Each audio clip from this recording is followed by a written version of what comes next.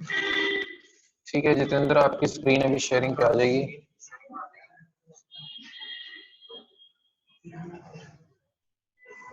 अब मुझे प्रोजेक्ट दिखाओ। लास्ट वीक हमने डिस्कस किए थे कि 3 प्रोजेक्ट आपको घर से बना के लाने हैं, ठीक है? तो वो तीनों प्रोजेक्ट खोल लो और एक बार मुझे दिखाओ, फिर उसके बाद फिर हम आगे का सिलेबस स्टार्ट करेंगे।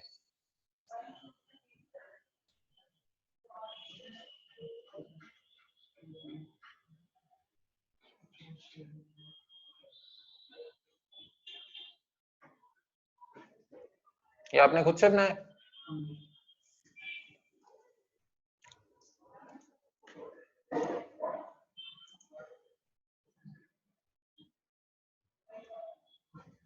My simple CSS website.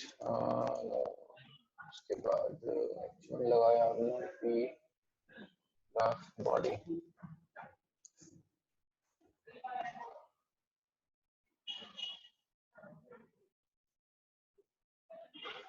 ये उसी को तो नहीं एडिट कर दिया? पक्का ना, खुद से बनाया एक बारी?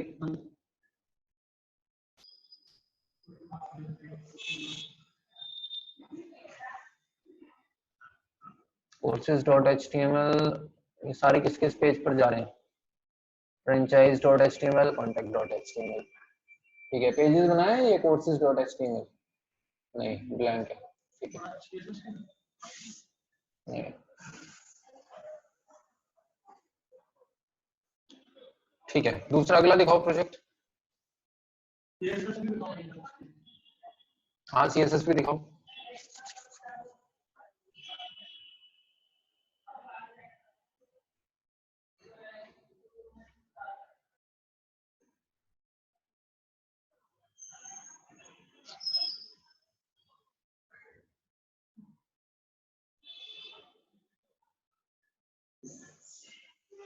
ठीक है, प्रोजेक्ट नंबर 2।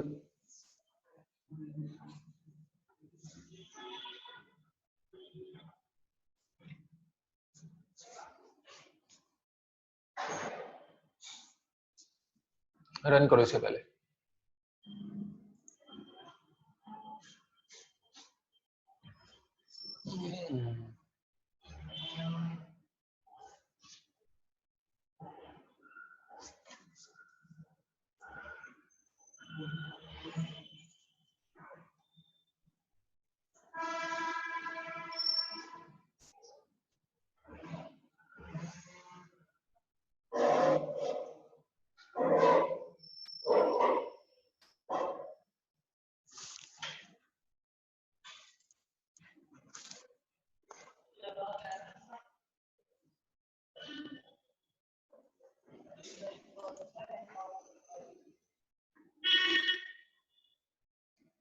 एक कॉपी पेस्ट किया मैटर या टाइप किया सारा खुद से?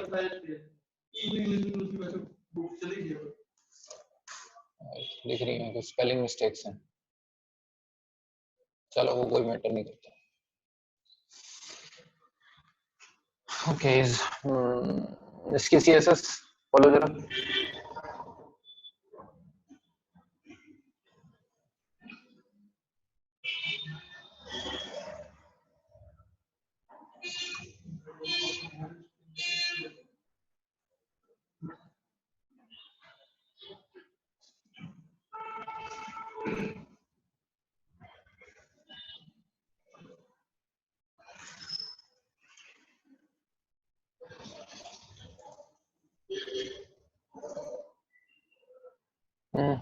ठीक है,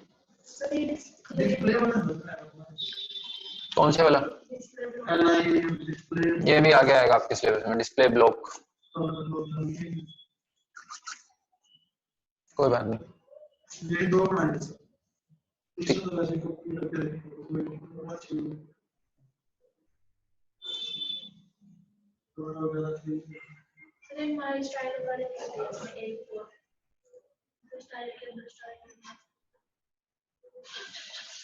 कौन सा माई स्टाइल?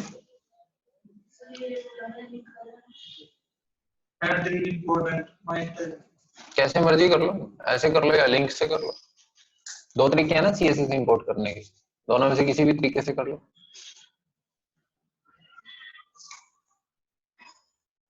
है क्या वैसे? तीसरा प्रोजेक्ट एक मिनट खोल के दिखाना, रन करके दिखाओ।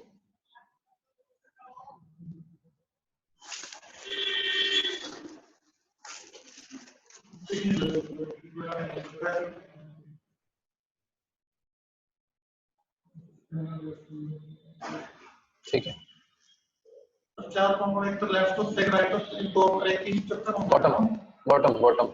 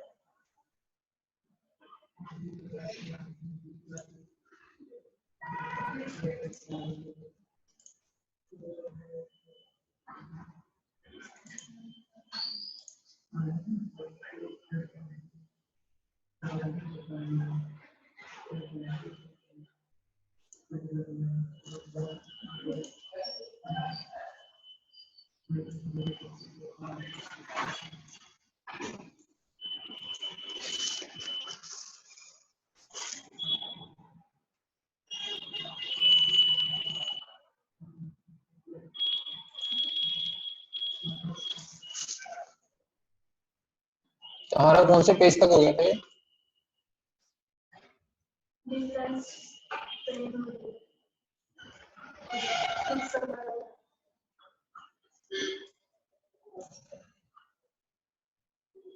Bold underline strike count spacing यहाँ तक हो गया था अपना। स्पेसिंग से स्टार्ट करना है ना, स्पेसिंग नहीं हुआ।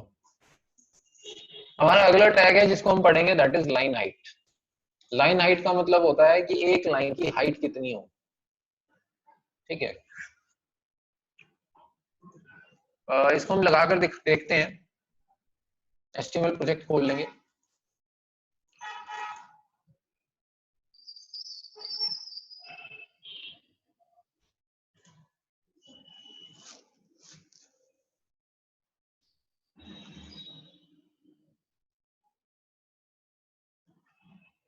सारी चीजें हटा देते हैं, सिर्फ एक रखेंगे, लाइन हाइट का एक टैग रखेंगे बेटर समझने के लिए उसको। ठीक है, पैराग्राफ पे लगाते हैं लाइन हाइट 120 पिक्सल।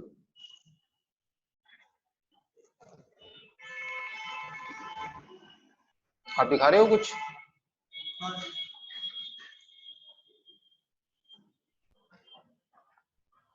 तो 120 पिक्सल इसको मैंने कर दिया।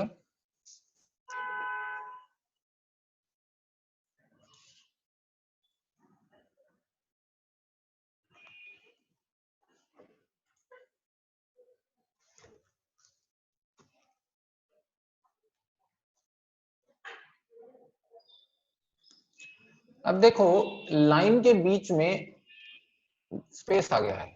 ठीक है, लाइन की हाइट डिफाइन हो गई है कि 120 पिक्सल की ही लाइन है। सभी लाइंस के बीच में देखो इतना ही डिस्टेंस है, चाहे फॉन्ट छोटा है चाहे बड़ा है। ठीक है, हर लाइन के बीच में डिस्टेंस उतना का उतना ही है। समझ रहे?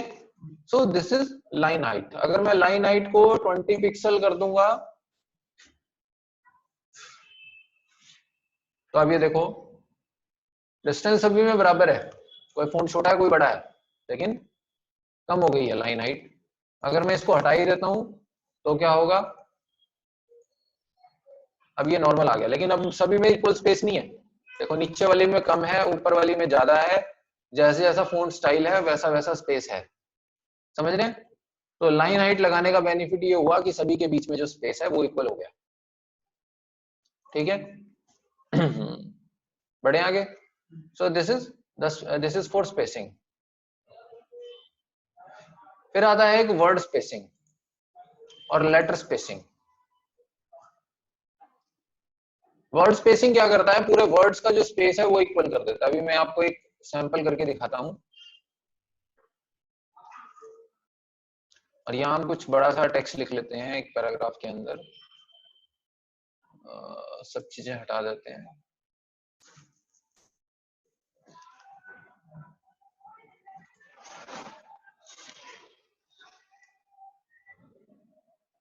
This is a paragraph.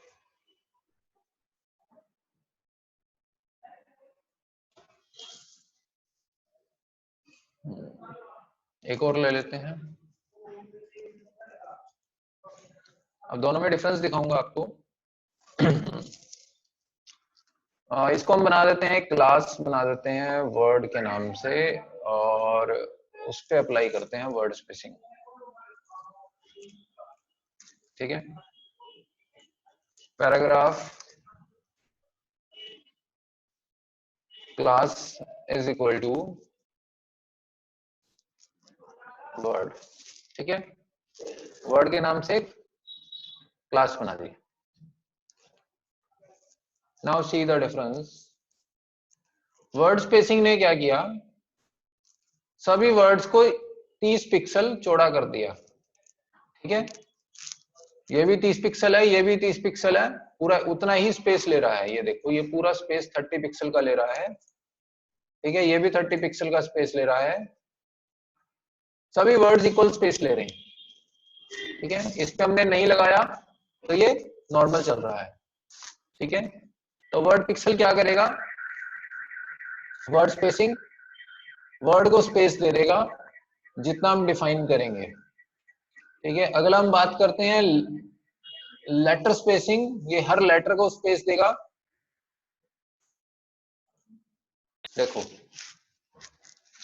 ठीक है। टी को भी उतनी जगह दी है, एच को भी उतनी दी, आई एस सभी को उतनी उतनी जगह दी है इसने। कोई छोटा है कोई बड़ा है, irrespective of small and capital, irrespective of different type of spaces, it is giving the equal space to every character. So this is basically letter spacing. बढ़े आगे। फिर आगे आते हैं हम अलाइनमेंट, दैट इज अलाइन।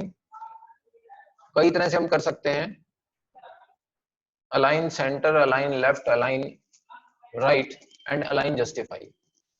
सबसे पहले हम बात करते हैं, पैराग्राफ को थोड़ा बड़ा कर लेंगे। एमएस वर्ड खोल लेता हूं और एक पैराग्राफ ले लेता हूं।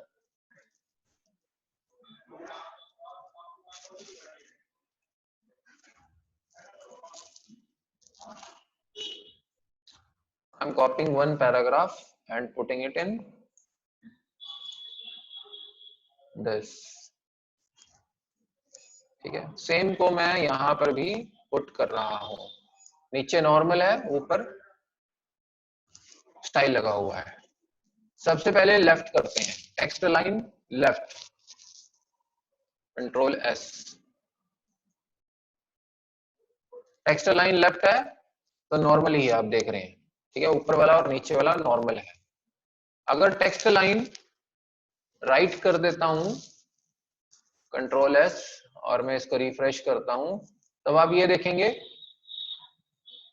नीचे वाले पैराग्राफ लेफ्ट से अलाइंड है, ऊपर वाला पैराग्राफ राइट से अलाइंड है, ठीक है। राइट साइड में चिपक गया है पूरी तरह से।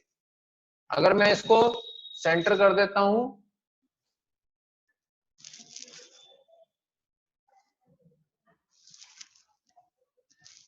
तो आप देखेंगे ये पूरी तरह से सेंटर अलाइंड हो गया, यानी लेफ्ट और राइट से इक्वल जगह बच रही है। ये पूरी तरह से सेंटर अलाइंड हो गया है, जबकि नीचे वाला पैराग्राफ अभी भी बाय डिफॉल्ट लेफ्ट अलाइंड है, यानी लेफ्ट वाली जो अरेंजमेंट है वो डिफॉल्ट है। ठीक है, उसके बाद एक आता है जस्टिफाई। जस्टिफाई का मतलब होता है दोनों तरफ से, अभी आपको डिफरेंस क्लियर नहीं हो रहा होगा, थोड़ा पैराग्राफ में और बड़ा कर देता हूं जस्टिफाई को समझाने के लिए।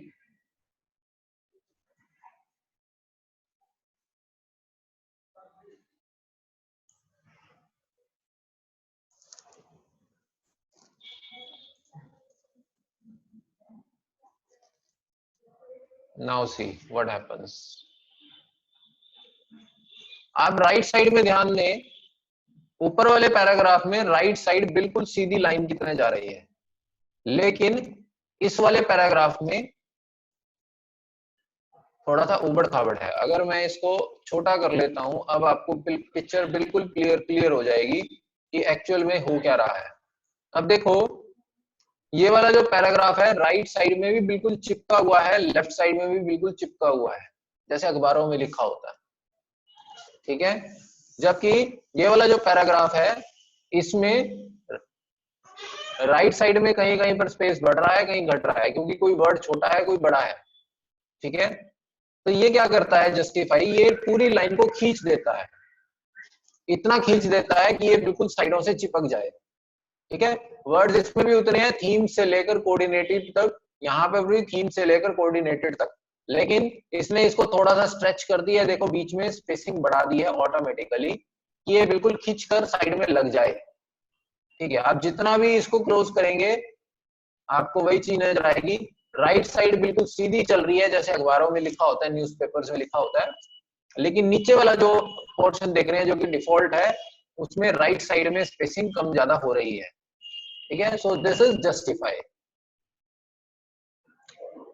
टेक्स्ट दिखने में अच्छा लगे उसके लिए हम हमेशा जस्टिफाई करते हैं ताकि बेकार ना लगे। ठीक है, जस्टिफाई लास्ट लाइन पे कभी भी काम नहीं करता।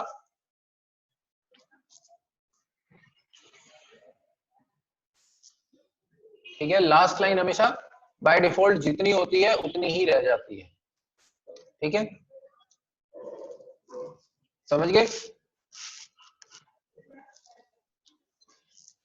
चलिए आगे बढ़ते हैं। उसके बाद आता है ट्रांसफॉर्मेशन। ट्रांसफॉर्मेशन का मतलब है कि किस तरह का ट्रांसफॉर्म करना है। अगर टेक्स्ट ट्रांसफॉर्मेशन अपर केस कर देता हूं तो सभी लेटर कैपिटल हो जाएंगे।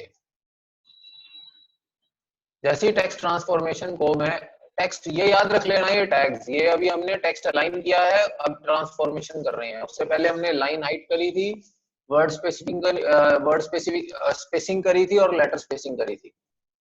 ठीक है,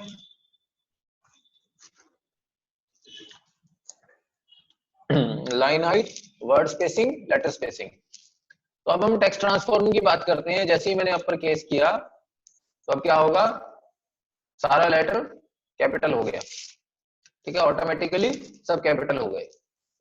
क्लियर है? और यहीं पर मैं इसको लोअर केस कर देता हूं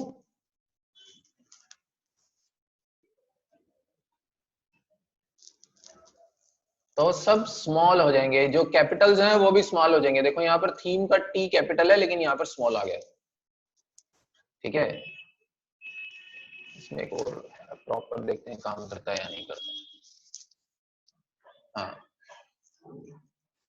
एक होता है प्रॉपर। प्रॉपर का मतलब है कि लाइन का पहला लेटर कैपिटल ऑटोमेटिकली। ठीक है, नहीं प्रॉपर काम नहीं कर रहा। प्रॉपर एक्चुअली एक्सेल में तो काम करता है, बट यहाँ पर इसका कुछ और टैग होगा, मे बी चेक कर लेते हैं।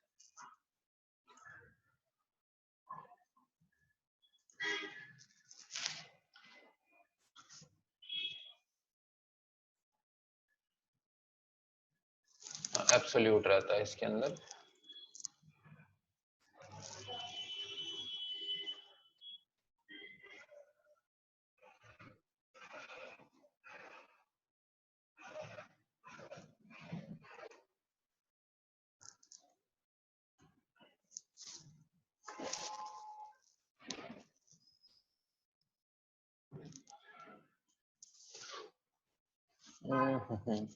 चलिए मैं आपको देखकर बताऊंगा, अभी आगे बढ़ते हैं।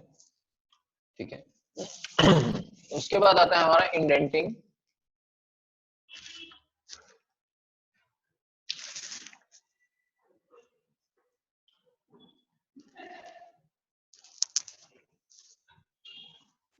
There are 4 properties available for transforming text to none. None तो नॉर्मल हो गया, कैपिटलाइज चेक कर लेते हैं एक मिनट।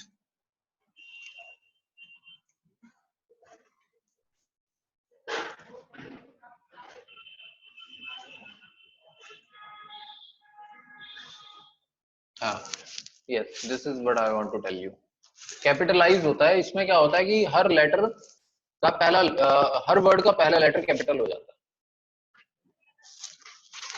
समझ रहे? थीम्स का टी कैपिटल हो गया, एंड का ए कैपिटल हो गया, स्टाइल्स का एस कैपिटल हो गया, आल्सो का ए कैपिटल हो गया। इस टाइप से काम करता है, ठीक है। तो टेक्स्ट ट्रांसफॉर्म में एक कैपिटलाइज, एक अपर केस, एक लोअर केस और एक नन। नन का मतलब कोई भी स्टाइल नहीं लगेगा, ठीक है। तो मेनली 3 ही है, कैपिटलाइज, अपर एंड लोअर, ठीक है। जब आप कैपिटलाइज करेंगे तो वर्ड का पहला लेटर ऑटोमेटिकली कैपिटल हो जाएगा, ठीक है। This way it works. आगे बढ़ते हैं। उसके बाद है इंडेंटिंग।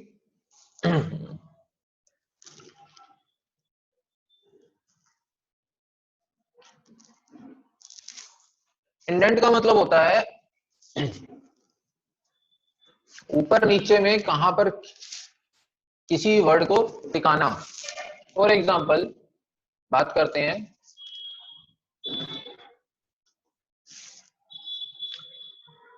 लाइन हाइट बढ़ा देते हैं इसकी, लाइन हाइट, लाइन हाइट कर देते हैं 100 पिक्सल्स, ठीक है।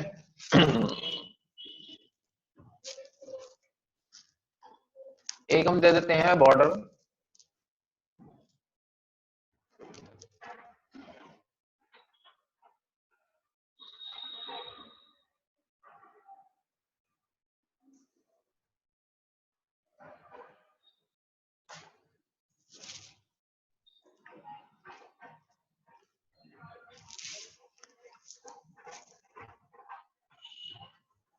पहले हम इतना करके देखते हैं क्या होता है। अब ये देखो लाइन हाइट हमने कितनी कर दी, 100 पिक्सल, यानी 100 पिक्सल के बाद लाइन चेंज, अगली लाइन आ रही है। इतना स्पेस हमने बाय डिफॉल्ट बना दिया उसमें, ठीक है। तो अभी देखो टेक्स्ट कहां पर आ रहा है, यहां से स्टार्ट हो रहा है, यहां से हो रहा है और यहां से हो रहा है, ठीक है। अभी इसमें हम इंडेंटेशन लगाते हैं।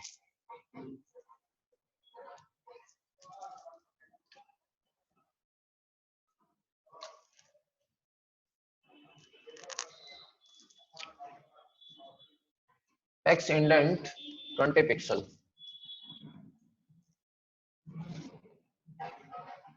ठीक है। इंडेंट के नाम से मैं एक क्लास बना लेता हूं,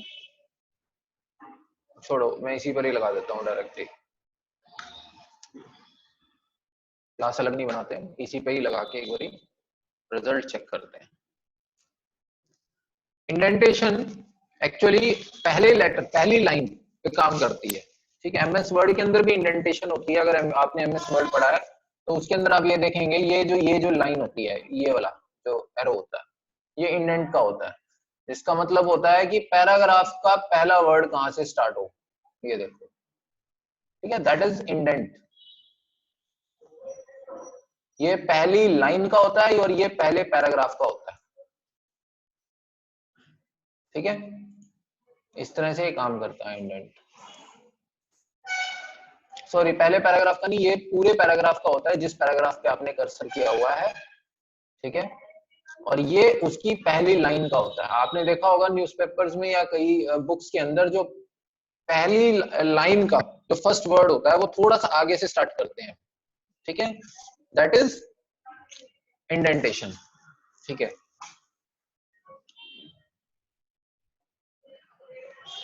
समझ गए बात? तो उसी तरह से यहां पर हम इंडेंट लगा सकते हैं। इंडेंट का हमने 20 पिक्सल ले लिया, ठीक है। तो अब ये जो पहली लाइन स्टार्ट हुई है ये लेफ्ट से स्टार्ट हुई है। अगर मैं इसको 50 पिक्सल कर दूंगा तो जो पहली लाइन है वो हमारी आगे से स्टार्ट होगी और भी आगे से स्टार्ट होगी, ठीक है। So this is indentation.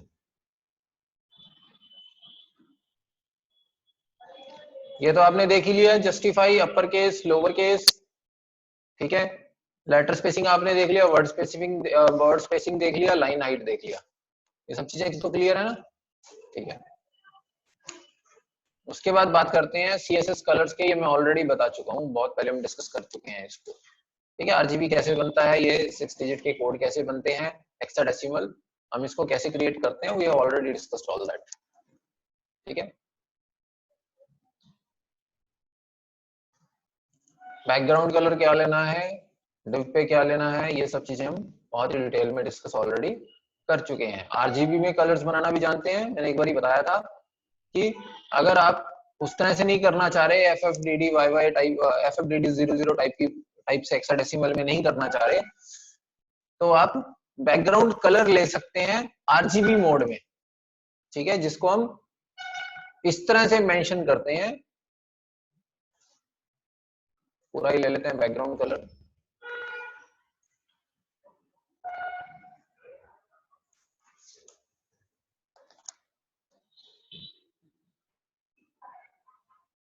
ठीक है।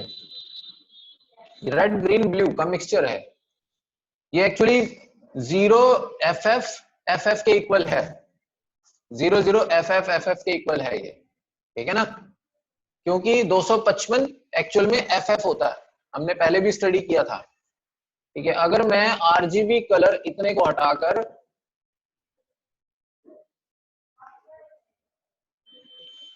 FF ले लूंगा तो वो भी इक्वल ही आएगा, देखो, या इसको मैं 0F और F ले लूंगा तब भी इक्वल ही आएगा, ठीक है। तो हम कैसे भी ले सकते हैं। अभी मैंने लिया RGB 0255255, ठीक है। ये 0 स्टैंड करता है 00 से, ये 255 बन जाते हैं FF, ठीक है। अगर हम हेक्साडेसिमल में 255 को कन्वर्ट करेंगे तो ऑटोमेटिकली FF बन जाएगा, ठीक है।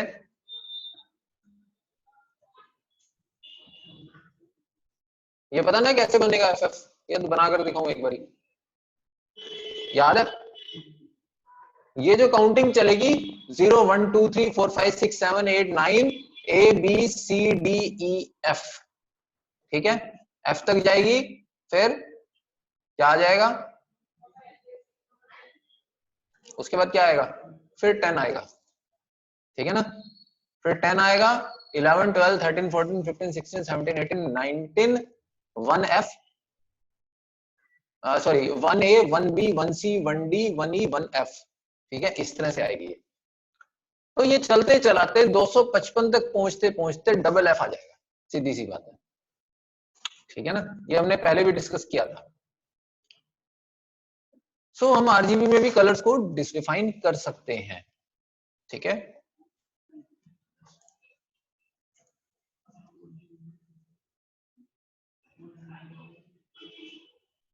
RGB के अंदर आप परसेंटेज में भी कलर ले सकते हैं, जरूरी नहीं है कि आपको 255 तक जाना है, बड़ी इंपॉर्टेंट बात।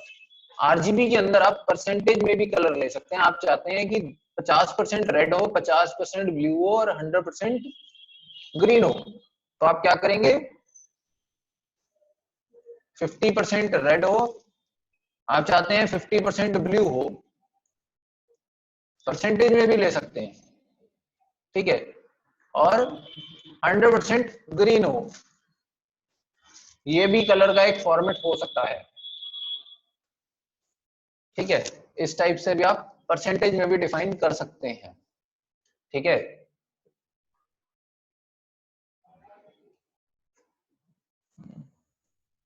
सो देयर आर वेरियस वेज जिसमें हम कलर्स को बनाते हैं। उसके बाद ये शॉर्ट कलर स्ट्रिंग्स बताई है कि अगर FF4499 है तो उसको हम F49 भी लिख सकते हैं, वेरी सिंपल, ठीक है। wherever you intend to use a color such as, अगर 883366 है तो हम उसको 836 भी लिख सकते हैं। ठीक है,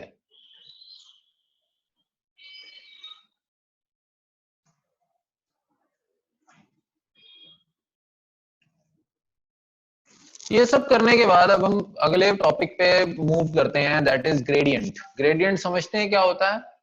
ग्रेडियंट यानी एक तरफ कुछ कलर है, बीच में थोड़ा सा चेंज होते होते होते होते अगला कलर बन जाए, दैट इज ग्रेडियंट। ठीक है, लाइट से डार्क पे जा रहा है या डार्क से लाइट पर आ रहा है।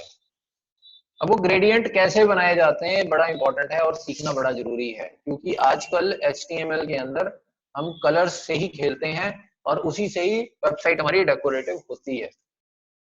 ठीक है, अभी इसके अंदर कुछ चीजें समझनी जरूरी हैं। आप अगर इस CSS को देखेंगे तो इसमें सबसे पहले दिया है बैकग्राउंड ऑरेंज, फिर दिया है बैकग्राउंड लीनियर ग्रेडियंट, ठीक है, फिर दिया मोज लीनियर ग्रेडियंट, फिर दिया वेबकिट लीनियर ग्रेडियंट, फिर दिया ओ लीनियर ग्रेडियंट, फिर दिया MS लीनियर ग्रेडियंट। एक्चुअली 4 तरह के ब्राउजर्स होते हैं हमारे।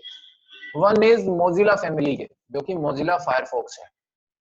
ठीक है, ये ओपन सोर्स हैं तो इनको एडिट करके कई लोग अपने खुद के भी ब्राउजर्स बना लेते हैं। तो ये मोजिला फैमिली का जो भी अगर ब्राउजर है उस पे अगर ग्रेडियंट अप्लाई करना है तो आपको मोज आगे उसके लगाना पड़ेगा। ठीक है, हाइफन मोज हाइफन, तब जाके वो CSS काम करेगी। ठीक है, उसके बाद आता है वेबकिट फैमिली। वेबकिट फैमिली कौन सी है? गूगल क्रोम वाली। गूगल क्रोम में से बड़े सारे ब्राउजर निकले, जैसे टोर ब्राउजर वो गूगल क्रोम में से निकला। ठीक है, और भी बड़े सारे ब्राउजर हैं जो कि गूगल क्रोम से बनाए गए हैं, उसी बैकग्राउंड में सोर्स कोड को यूज करके बनाए गए हैं। तो वो जो पूरी फैमिली है उसको हम वेबकिट ब्राउजर कहते हैं।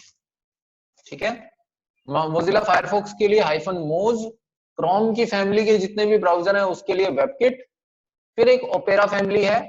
ओपेरा ब्राउजर सुना है, फोन में भी होता है।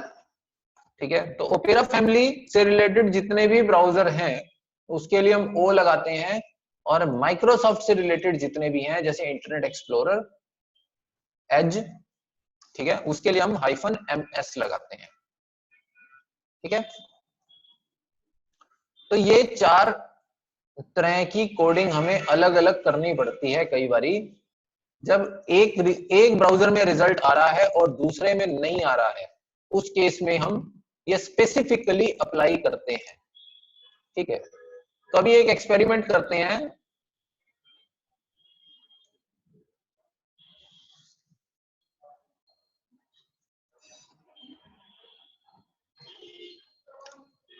अभी मैं कॉपी पेस्ट कर रहा हूं कोड, बैकग्राउंड कलर चेंज कर देता हूं इस टाइप से, कंट्रोल S।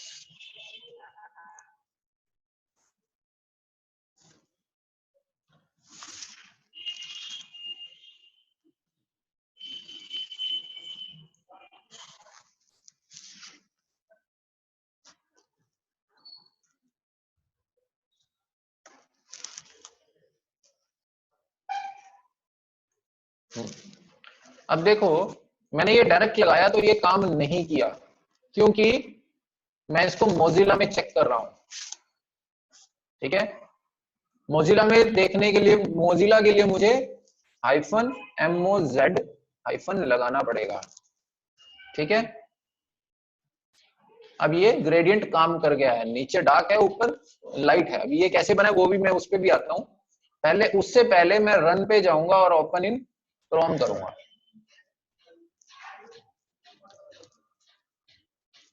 देखते हैं क्या क्रोम में काम कर रहा है।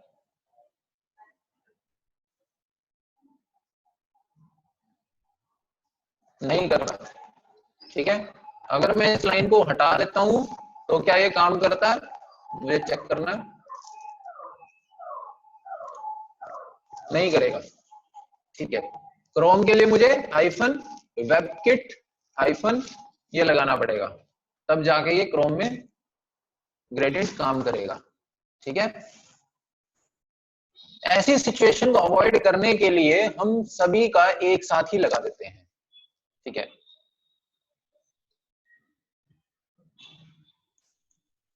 क्या करते हैं हम, मेन कमांड को कॉपी पेस्ट कर लेंगे, ये करना पड़ेगा आपको, अदरवाइज कुछ ब्राउजर में काम कर जाएगी आपकी और कुछ में नहीं करेगी।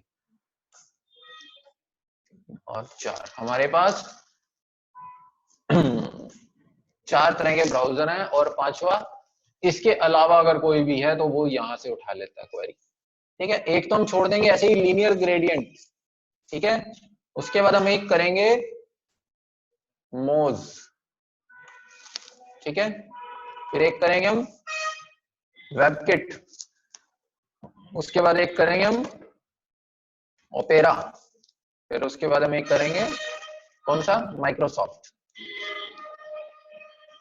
ठीक है। तो इस तरह से हम सभी ब्राउजर्स के कंपैटिबल स्क्रिप्ट तैयार करते हैं कलर्स के लिए मामले में। अब मैं इसको सफारी में भी अगर खोलता हूं तो ये काम करेगा, ठीक है।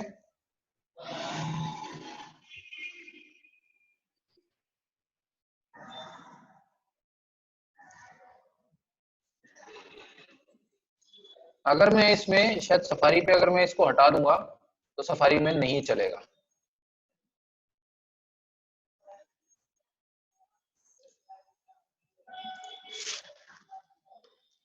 उठा रहा है सफारी में, या तो ओपेरा से उठा रहा होगा वो।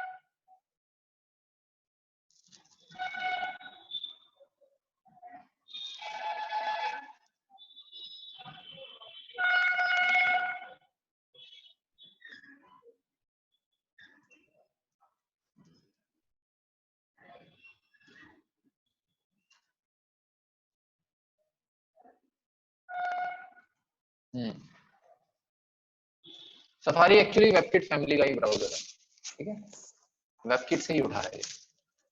तो अलग अलग फैमिलीज के अलग अलग ब्राउजर हैं, वो अपनी स्पेसिफिक कमांड से उठाते हैं, ठीक है।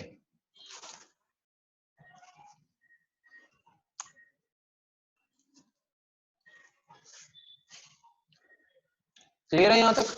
अब ये ग्रेडियंट बना कैसे, अब ये समझने वाली बात है।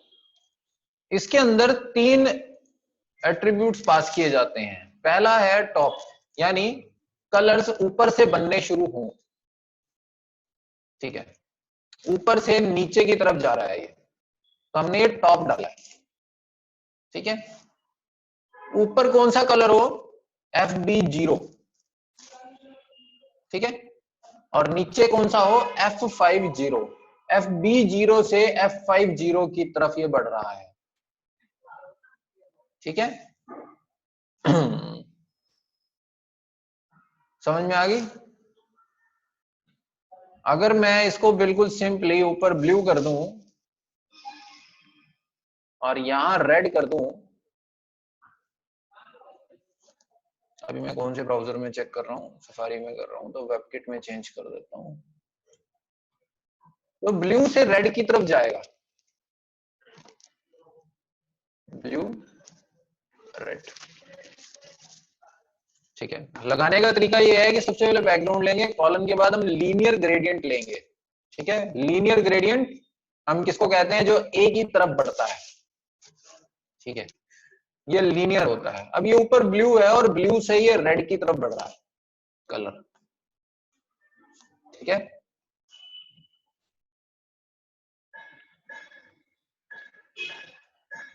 बीच में ये मिक्स हो जाते हैं, ब्लू की परसेंटेज धीरे धीरे घट रही है और रेड की धीरे धीरे बढ़ रही है, जो भी बीच में मिक्सिंग बन रही है बनती चली जाएगी, ठीक है। ये कुछ इस तरह से होता है।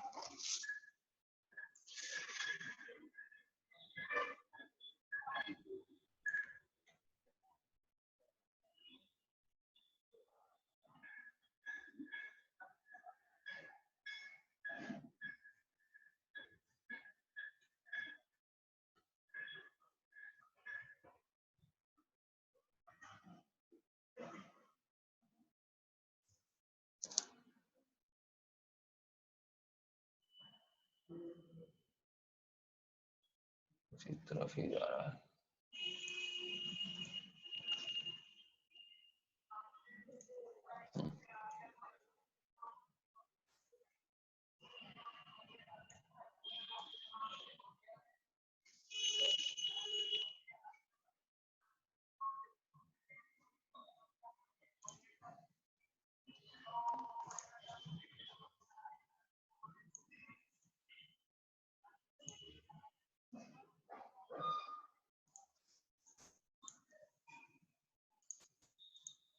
ठीक है, इस टाइप से पहले ब्लू की क्वांटिटी ज्यादा है, रेड की बिल्कुल जीरो है, धीरे धीरे ये दोनों के आपस में मिक्सचर होते जा रहे हैं और इस तरह से लीनियर चलता है, इसको हम लीनियर कहते हैं।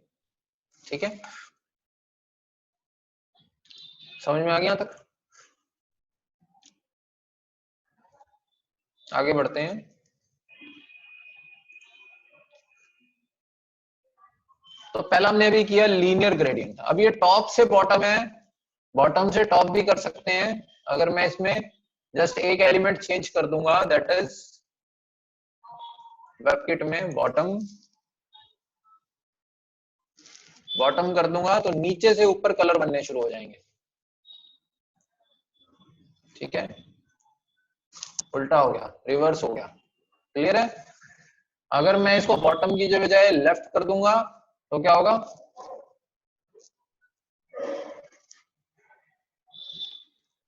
ठीक है, ये लेफ्ट रेड और यही राइट कर दूंगा।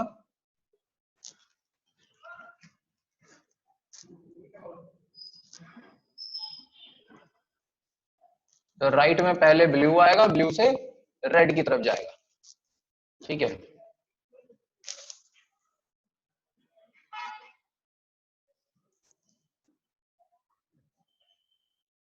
तो अभी हमने पहला पढ़ा लीनियर ग्रेडियंट।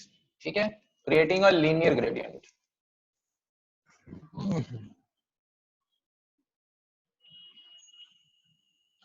अभी यहां पर ये डिस्क्रिप्शन दी गई है, as shown in preceding example many css rules require browser specific prefixes such as mos, webkit, o and ms for respectively mozilla based browsers such as firefox, यानी moz firefox के लिए यूज हो रहा है, webkit browsers such as apple safari, google chrome and ios and android browsers इन सब के लिए WebKit based use होगा।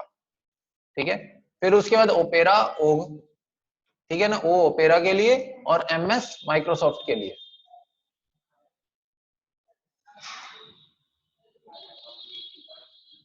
ठीक है,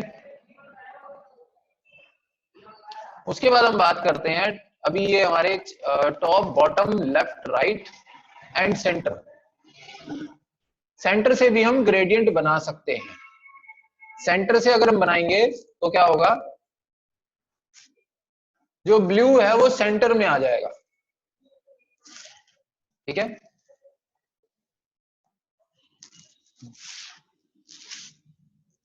करके दिखाता हूं।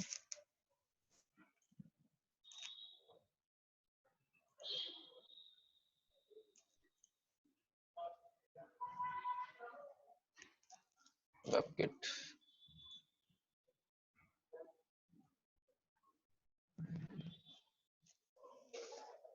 टॉप लेफ्ट सेंटर राइट, काम क्यों नहीं किया ये?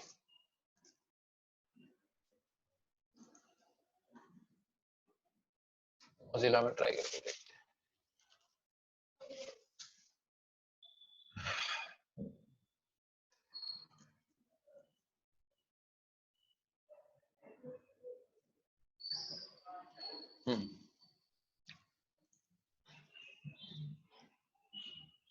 सेंटर को हम ब्लू कर देते हैं और उसके साइड में हम रेड कर देते हैं।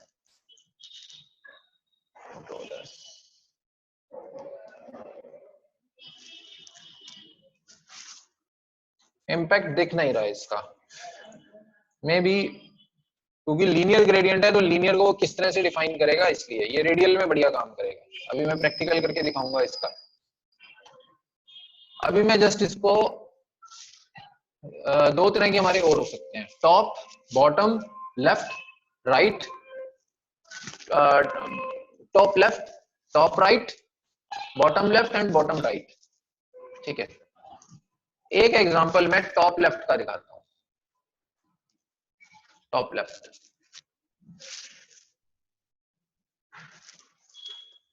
ये कुछ ब्राउजर स्पेसिफिक इश्यूज हैं, हाँ एक स्पेस देना पड़ेगा।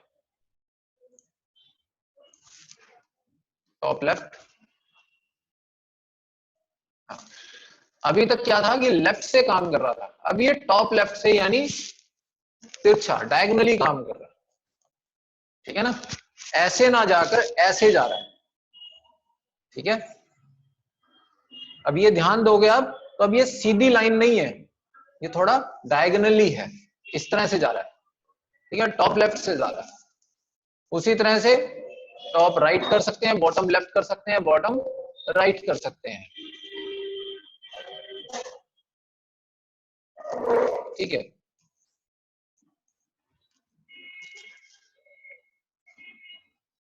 सेंटर राइट भी करके देखते हैं एक बार, हो सकता है कुछ इम्पैक्ट दिखने को मिले। दिख रहा है इम्पैक्ट।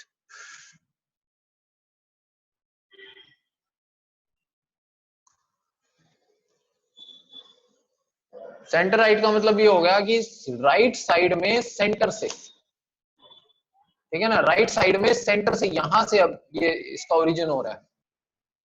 ठीक है, ये हो गया top right, centre right, bottom right. ठीक है, तो इस तरह से आप किसी भी तरह से ग्रेडियंट को अपने हिसाब से मॉडिफाई कर सकते हैं। ठीक है,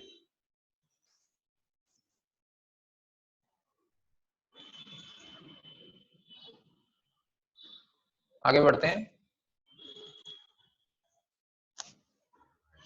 इसके बाद अगला जो टाइप है ग्रेडियंट का, लीनियर ग्रेडियंट हो गया, रेडियल ग्रेडियंट। रेडियल ग्रेडियंट हमेशा गोलाई में काम करता है। Radial, RADIAL, radial. ठीक है, रेडियल ग्रेडियंट क्या करेगा, बीच में से साइडों में कलर्स को डिस्ट्रीब्यूट करेगा। ठीक है, अगर मैं बिल्कुल स्पेसिफिक हो जाऊं,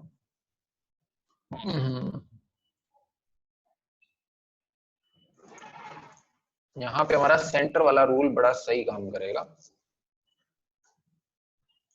ये देखो, ठीक है ना, लीनियर ग्रेडियंट में सेंटर अप्लाई नहीं हो पा रहा था कि सेंटर से वो कलर्स को कैसे डिस्ट्रीब्यूट करे, लेकिन रेडियल में बड़ा सही काम कर रहा है। ये बीच ब्लू हो गया क्योंकि उसको चारों तरफ सेम कलर डिस्ट्रीब्यूट करना है। ठीक है,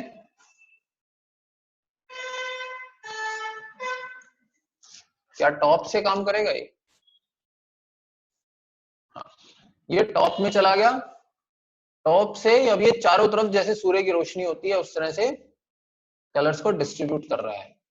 ठीक है, सूरज की रोशनी बनाने के लिए हम क्या करेंगे, ऑरेंज कर देंगे और येलो कर देंगे, बन जाएगी, बन जानी चाहिए। ठीक है, थोड़ा इस टाइप से ये ग्रेडियंट बन गया। ठीक है ना, ऊपर हमारा ऑरेंज है सेंटर में और ये येलो की तरफ बढ़ रहा है धीरे धीरे। ठीक है,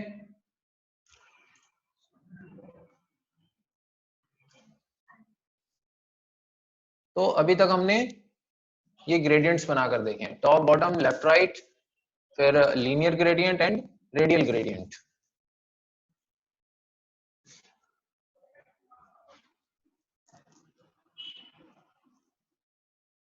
क्लियर है? आगे हम बात करते हैं पोजीशनिंग की।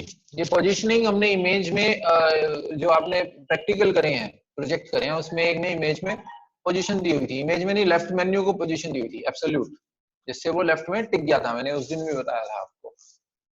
ठीक है,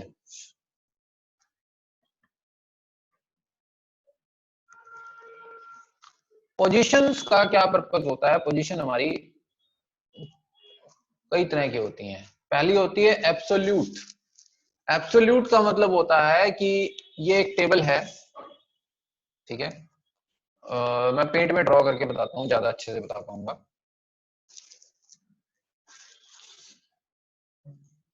ये हमारा वेब पेज है इतना, ठीक है। अब मैं कहता हूं कि टॉप से 10 सेंटीमीटर और लेफ्ट से 10 सेंटीमीटर पे मुझे एक बॉक्स ड्रॉ करना है।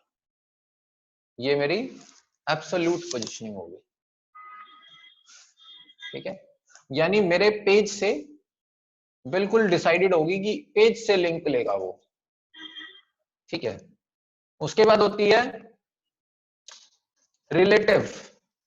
रिलेटिव पोजीशनिंग पिछले एलिमेंट से होती है, ना कि पेज से, कि उससे पहले जो है उसके बाद 10 पिक्सल का मार्जिन हो और फिर एक ऑब्जेक्ट और आ जाए, ठीक है। 10 पिक्सल अगर मैंने पोजीशन करी है तो यानी उससे पीछे जो भी ऑब्जेक्ट है उसके बाद 10 पिक्सल और जगह छूट जाए, ठीक है। अब ये है, इसके बाद 10 की दोबारा से जगह छोड़ दी गई है, ठीक है। अगर ये नहीं होगा तो ऑटोमेटिकली ये लेफ्ट साइड खिसक जाएगा, ठीक है।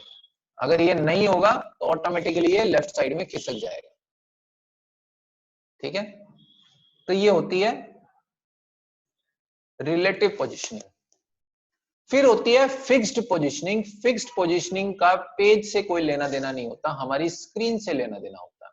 आप कई बारी कुछ वेबसाइट्स पे देखते हैं कि पेज ऊपर नीचे जा रहा है लेकिन एक ऑब्जेक्ट आपकी स्क्रीन के एक फिक्स कोने में टिका हुआ है। फॉर एग्जाम्पल ये इसी को ही ले लीजिए, आप स्क्रीन पर देखो, ये है, ठीक है। ये जो अपना जूम के कंट्रोल्स हैं, ठीक है, जूम के कंट्रोल्स हैं। अगर मैं इस पेज को मिनिमाइज कर दूं, इस पेज को ऊपर नीचे कर दूं, इन जूम के कंट्रोल्स को कोई फर्क नहीं पड़ता, ये यहीं के यहीं टिके हुए हैं, ठीक है। यानी स्क्रीन से फिक्स्ड पोजीशनिंग हमेशा स्क्रीन का साइज उठाती है कि स्क्रीन के ऊपर से 10 पिक्सल छोड़ने हैं, नीचे से 10 छोड़ने हैं, लेफ्ट से छोड़ने हैं, राइट से छोड़ने हैं, ठीक है। वो स्क्रीन का एक फिक्स साइज हो जाता है कि वहां पर ये फ्लोट करता रहे, उड़ता रहेगा वो, ठीक है। That is known as fixed positioning, ठीक है। फॉर एग्जाम्पल हम वापस से स्मार्टो सिस्टम्स की वेबसाइट खोल लेते हैं, वहां पर फिक्स्ड मेन्यू बार है।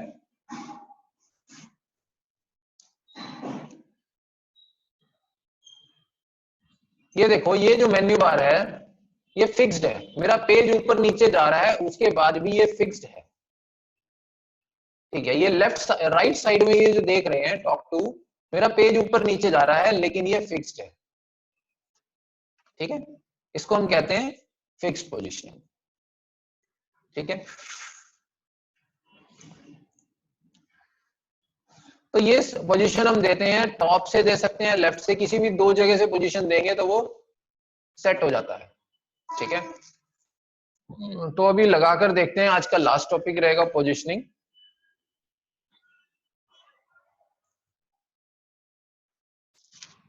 पोजीशन दे देता हूं मैं उसी पैराग्राफ को,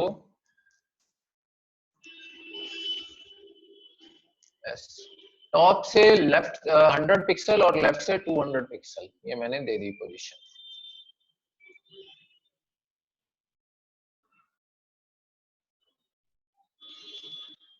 ठीक है।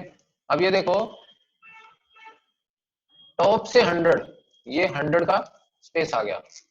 एक मिनट, इस पे बॉर्डर भी कर लेते हैं ताकि पता चल जाए यही वाला है,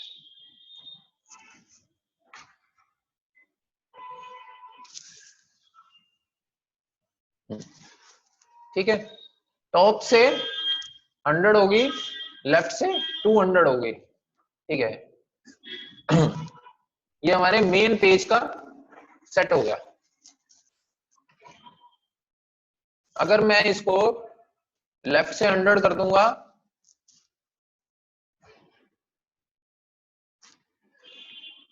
तो ये लेफ्ट से थोड़ा सा इधर खिसक गया है, ठीक है। So this is absolute position. अभी मैंने कौन सी दिया? एब्सोल्यूट पोजीशन दिया, पोजीशन एब्सोल्यूट, और टॉप एंड लेफ्ट मैंने डिफाइन कर दिया। वहीं मैं अगर राइट डिफाइन कर दूं तो राइट से जगह छूट जाएगी,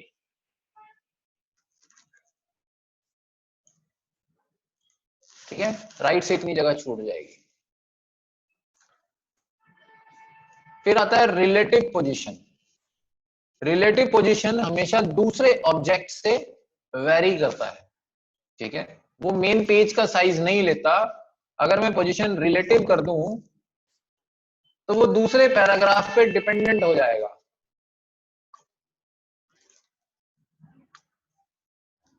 रिलेटिव,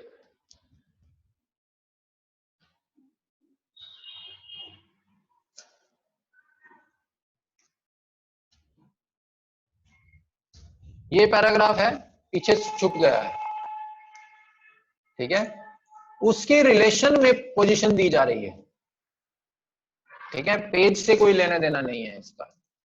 अब उसके रिलेशन में ये काम क्यों नहीं कर रही, क्योंकि ये जो वर्ड वाला पैराग्राफ है जिसकी क्लास वर्ड है वो पहले है, समझ रहे हैं। अगर मैं बाद वाले पैराग्राफ को ये क्लास दे दूं तो अब आपको डिफरेंस बिल्कुल अच्छे से क्लियर हो जाएगा कि रिलेटिव कैसे काम करेगी। रिलेटिव में क्या है, ये जो पहले पैराग्राफ है उसके बाद 100 पिक्सल का फिर से स्पेस दिया जाएगा, ठीक है, जबकि एब्सोल्यूट में ऐसा केस नहीं था। एब्सोल्यूट में क्या हो रहा था, वो पेज का ही साइज ले रहा था, ठीक है, एब्सोल्यूट में ये ऊपर से माप रहा था 100 पिक्सल, रिलेटिव में वो उससे पिछले पैराग्राफ से 100 पिक्सल माप रहा है, ठीक है। अब आप बैठे हो, मैं कहता हूं दीवार से 3 मीटर की दूरी पर बैठो, या मैं आपको कहूं आपसे पहले जो बच्चा बैठा है उससे 3 मीटर की दूरी पे बैठो, ठीक है ना, तो दोनों में डिफरेंस आ जाएगा। तो अब ये जो डिफरेंस है ये 100 पिक्सल का है, ठीक है, क्लियर है। फिक्स्ड में क्या होगा, फिक्स्ड में वो स्क्रीन का साइज लेगा,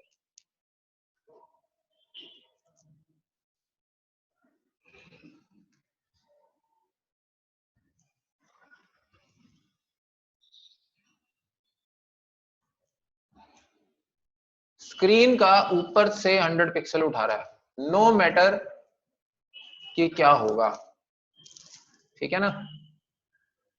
स्क्रीन छोटी है बड़ी है क्या नहीं है उसको कोई फर्क नहीं पड़ता, उसने स्क्रीन का ऊपर से 100 पिक्सल उठाना, ठीक है, और किसी चीज से उसको कोई मतलब नहीं है। ये जो स्क्रीन है ना, कोई मैटर छुप जाए, अगर मैं इसको बॉटम से कर लूं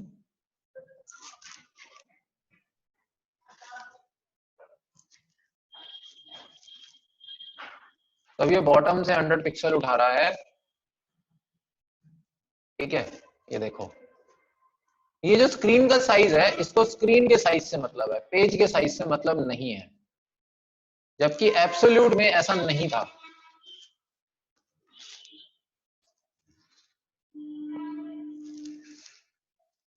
एब्सोल्यूट में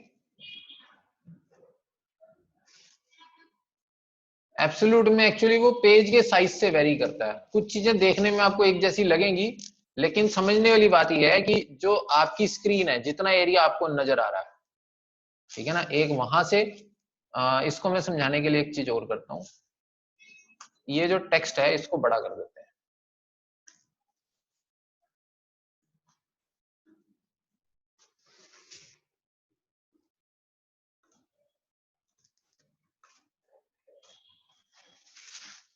ठीक है, बहुत बड़ा टेक्स्ट मैंने डाल दिया,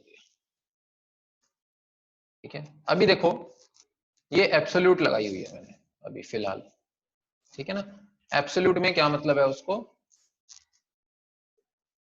एब्सोल्यूट में उसको लेना है पेज के साइज से, यानी बॉटम से 100 पिक्सल का स्पेस वो ले रहा है, नीचे से 100 पिक्सल है, ठीक है। अगर मैं रिलेटिव कर देता हूं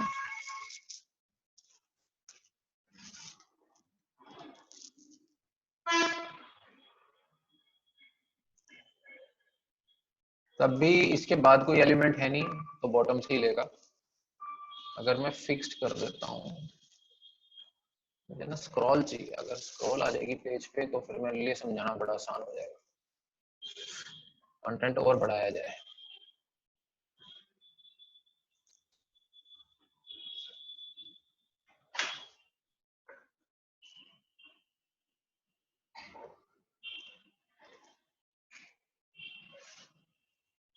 ये चीज मैं समझाना चाह रहा हूँ। अब ये स्क्रॉल आ गई है ना, मैंने टेक्स्ट इतना डाल दिया कि स्क्रॉल आ गई इस पे, लेकिन ये जो बॉक्स है ये वहीं का वहीं टिका हुआ है। राइट साइड में देखो आपकी स्क्रॉल आ रही है, लेकिन उसके बावजूद भी ये बॉक्स वहीं का वहीं टिका हुआ है। ठीक है, अगर मैं इसको वापस से एब्सोल्यूट कर देता हूं,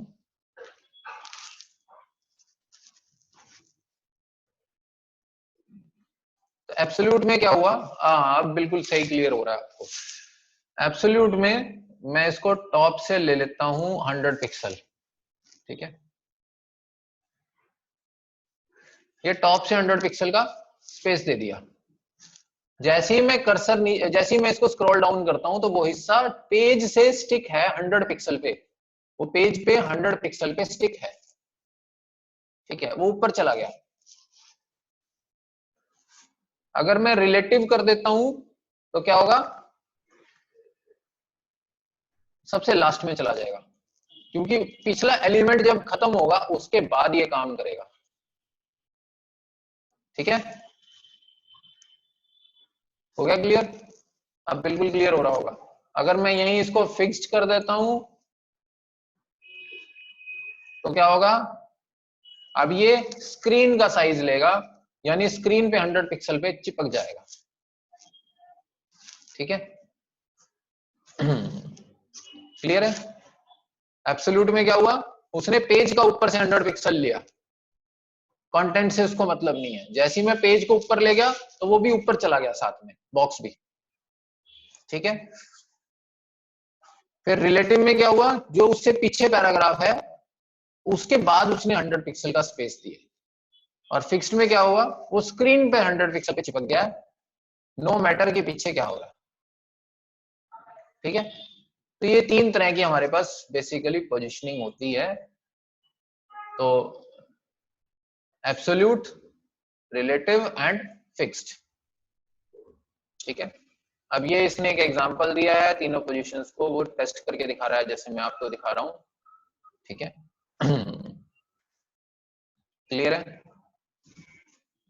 फिर इसके बाद हम पढ़ेंगे सूडो क्लासेस। ये जो आप बता रहे थे, मैं बता रहा था उस दिन आपको, लिंक विजिटेड। ठीक है, ये सब सूडो क्लासेस हैं, आपने लास्ट लेक्चर में मेरे से पूछा था। ठीक है, इसकी स्पेलिंग होती है PSEDU, लेकिन इसको हम बोलते हैं सूडो। ठीक है, सूडो क्लासेस बोलने का तरीका इसका अच्छा रहता है। क्लियर है? तो अभी ये जितना हमने पढ़ा, ग्रेडियंट पढ़ा और पोजीशनिंग पढ़ी, इसकी आज आप प्रैक्टिस करेंगे। ठीक है, तो आज का सेशन हम यही क्लोज करते हैं। कुछ क्वेरीज है तो पूछ लीजिए कहीं से भी, गुरुकुल कंप्यूटर से भी क्वेरीज हैं तो आप सर प्लीज पूछ सकते हैं मेरे से। Hello hello, hello. हाँ जी सर बोलिए। अच्छा, आवाज सर मेरी जा रही, यानी डायरेक्टली बात हो सकती है ना, यही हमको ट्राई करना सर, ये तो हम समझ ही हाँ नहीं पा सर, रहे थे कि बिल्कुल बात हो सकती है सर, बिल्कुल बात हो सकती है। अच्छा अच्छा, एक्चुअली सर हम लेट हो गए सर आज, एक्चुअली क्या कहें हम आगे। अच्छा अच्छा बट अच्छा सर ये अच्छा। एक रिक्वेस्ट सर, ये वीडियो क्लासेस सर तक आज तक सर वो सभी की ये व्हाट्सअप कर देते तो थोड़ा सा हम उसको कोई रिवाइज कोई बात नहीं रिवाइज सर, कर पाएंगे सर। रिकॉर्डिंग्स मिल जाएंगी आपको सारी।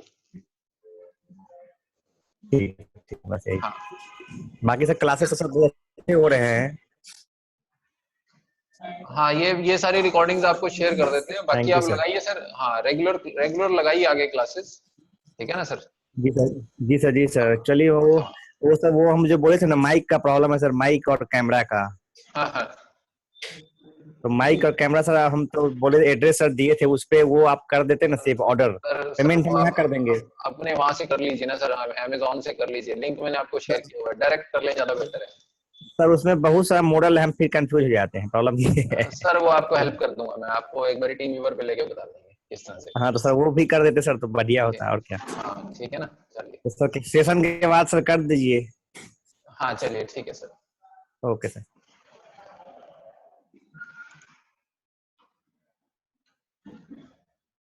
चलिए ठीक है, फिर आज का सेशन हम यही क्लोज करते हैं। ठीक है, चलो, थैंक यू।